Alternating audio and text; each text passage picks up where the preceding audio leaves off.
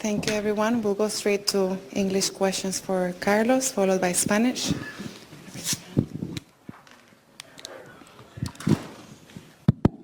Yeah, Carlos, congrats for the tournament, for your match.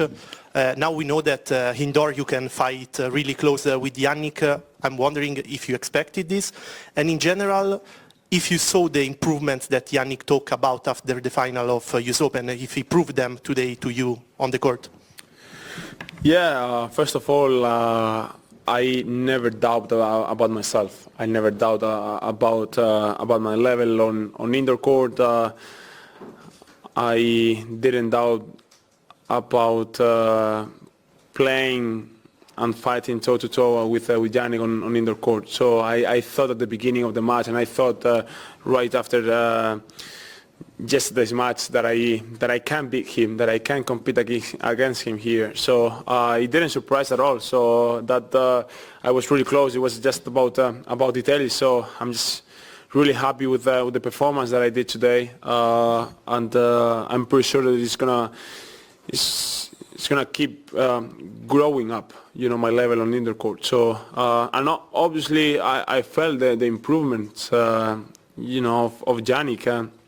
And I said many times, I think a player like him, he always come back stronger from the losses. He always learn from the losses, and once again he has shown everybody that he did it, especially in the serves, that putting so much pressure on you, and it's really difficult to play against him, obviously. Hello, Carlos. Here. Small details, as you mentioned. Just after the match, do you have a precise idea of all the details that was key?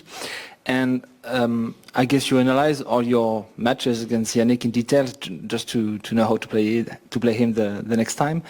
How do you do that precisely? Is it you and Juan Carlos behind the screen? Is it one or the other separately, and then you put the facts in common? I guess you have statisticians. How do you work on debriefing the match precisely and the small details?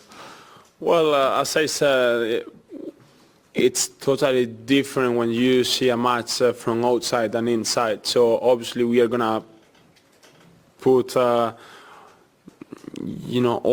our feelings on the table, and we will discuss about it. Obviously I will tell them how I felt on court, what I did wrong or what I think I did wrong, and they will tell me how they saw the match, my weaknesses, my good points, my good things, and we will try to be better on that. I have few minor already, which I already told them, but it's the season.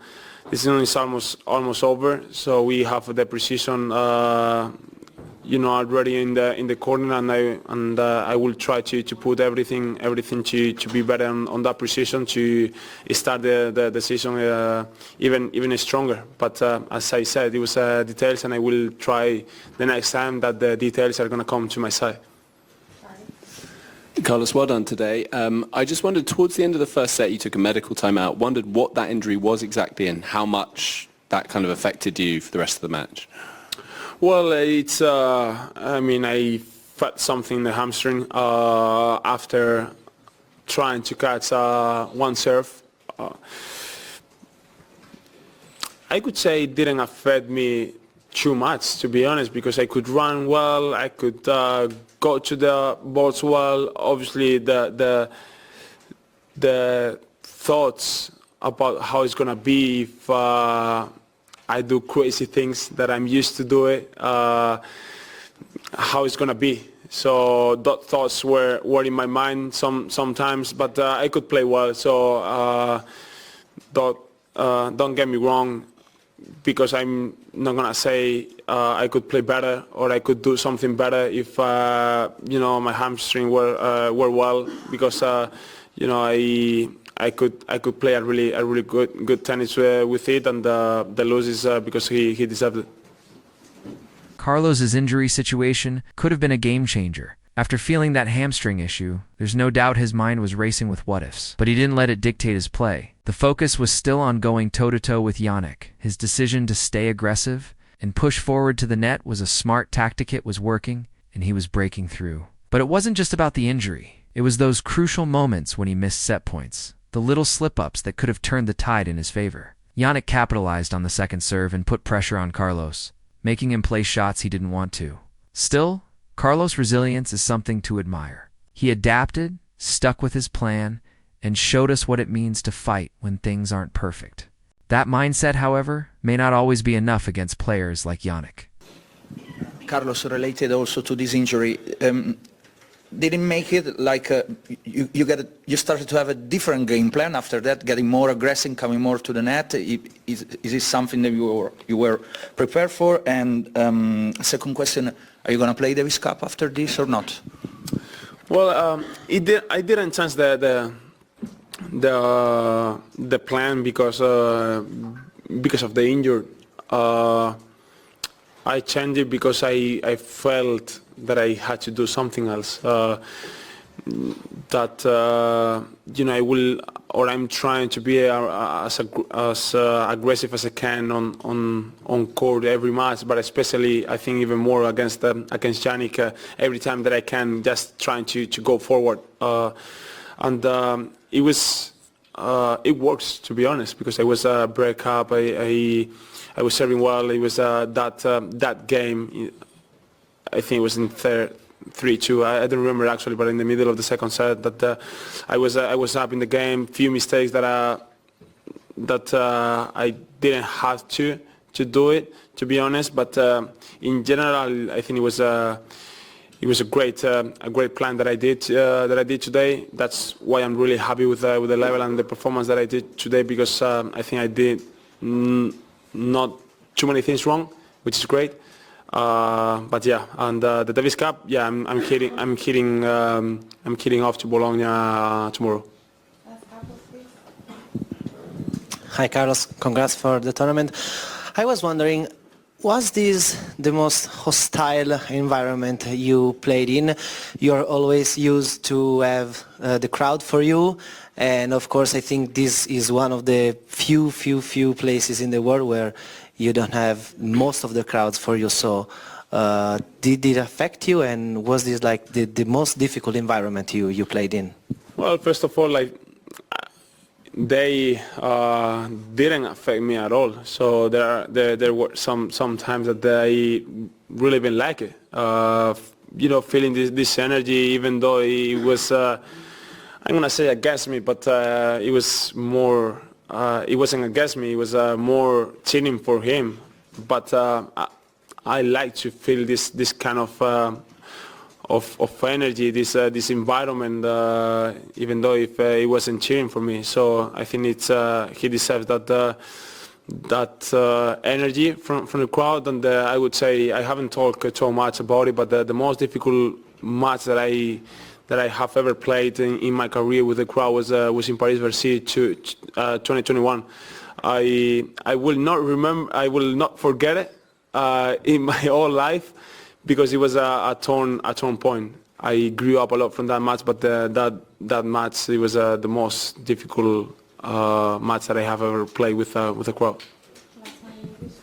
Carlos, it was obviously such a close match. Not much separated the two of you, but if you had to indicate what made the difference, what would you say? I mean, was it not getting the set points in the first? Was it giving the break back in the second? Or was there something else that made the difference? Well, I didn't take the opportunities he broke me in the match at the first the first place. Let's say the set point in the first set I was returning pretty well.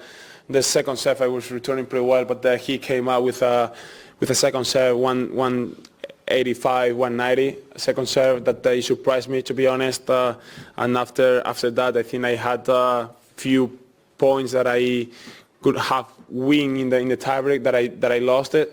And obviously in the second set break up, and it was 30-15 serving that I didn't make it. It was right now I have some points and some thoughts on my mind. For example, the backhand volley that I missed few of the backhand volleys, and I made few not really well ones, which I'm really disappointed in that in that places. So I would say that was the key, because it was a really important moment that I didn't finish the point with the backhand volley, and I met him to making the passing or making the lob or making whatever. So I think that was a really important song that I didn't do well today. Asterisk, as we reflect on this high-intensity match, it's clear that every moment, every point mattered. Carlos came into this match with confidence, ready to go head-to-head with Jannik. And despite facing a tough injury, he gave it his all. But sometimes, the match comes down to those tiny moments. Missed opportunities, missed serves, or that split-second decision that can change everything. Carlos knew that he let a few key points slip away, and he even admitted it missed set points, a few poorly executed volleys, and break points that he couldn't convert. But let's not take away from Jannik's performance. He served under immense pressure and really forced Carlos into uncomfortable positions. This was a battle of wills, and Jannik was relentless. He had the serve, the power, and the strategy to apply pressure when it mattered most. But Carlos wasn't out of his depth. He had the right mindset. It was just that Jannik came in with the experience and the game to match the mental toughness. What Carlos has shown us today is something more than just a player battling injury. It's a player who's always growing. He's never satisfied with his performance. He's looking for ways to improve. That's what makes him a true contender for the top. The level of play in this match was sky high. And while Carlos didn't walk away with the win, there's no doubt he's learned a lot from this encounter. The missed opportunities early in the match, the aggressive tactics that worked but also left him vulnerable at times, he will analyze this closely, and it will fuel his growth. It's not about one loss. It's about the journey, and Carlos is on a path toward greatness. The frustration of those missed opportunities, those moments where he could have closed the set out, will weigh on him. But it's a necessary part of his evolution as a player. He's young, hungry, and already operating at a very high level. The preseason coming up is the perfect time for him to make adjustments. He's aware of his weaknesses, and that's the first step to becoming stronger. Now, he'll fine-tune those aspects of his game that let him down today.